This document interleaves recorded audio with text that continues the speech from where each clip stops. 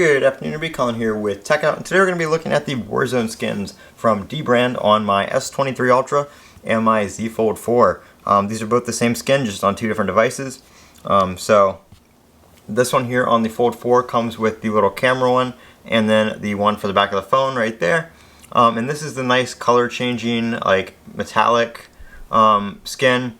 They also do, if you order one of these, include the black one in case this one causes any interference with your device, because it is like it has something to do with the metallic surface or something like that. Don't really know. It works fine, so I haven't had to put the other one on.